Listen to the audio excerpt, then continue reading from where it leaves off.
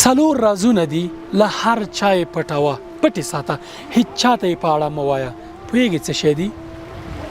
دا رازونه که ته پې عمل وکړې او پټې وساتې هیڅ چاته یې ونه وایې همیشه به په ژوند کې بریالی خلکو سره اړیکې به دې همیشه ښې او همیشه به مشکل درته نه جوړیږي لومړی راز ګناهونه دي کله چې د ګناهونه کول پټې ساته په اړه یې هیڅ چاته مه وایه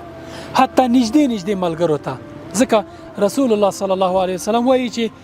ټول امت ته زما بخښنه کیږي مګر مجاهرینو ته نه کیږي مجاهر هغه څوک دی چې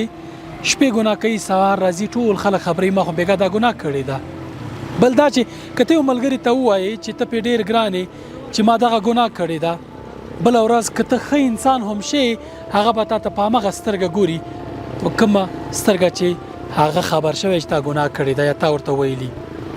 دویمه عبادتونه دي الله پاک ته پټ پټ عبادتونه کوه ځینې عبادتونه دي چاته مه وایه ځکه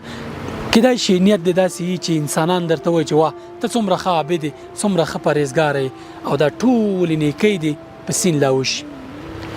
بل راز چې دی د ښځې او د میړه ترمنځ راز دی که تا واده کړی هیڅ چاته د خپلې ښځې په اړه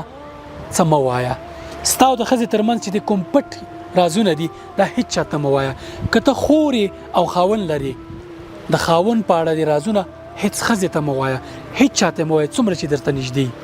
ځکه دا حرام دی دا ګناه ده چې ته پټ رازونه د میړه ترمنځ ښځې ترمنځ خبرې بل چاته وایي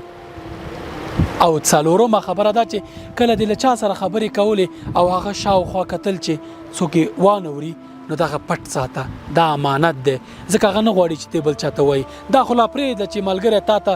د زړه راز خبره وکړي پټې خبرې درته ووایي خپل رازونه درته وایي او ته ناستې ډنډوره کې هر ځای کې ناستې فلاني ماته داسې وایي فلاني دا کارونه وکړه دغه څلور رازونه همیشه پټ ساته ته به رښتینی انسان او یو شجاع او زړور او ښه ملګری به هم یې. السلام علیکم.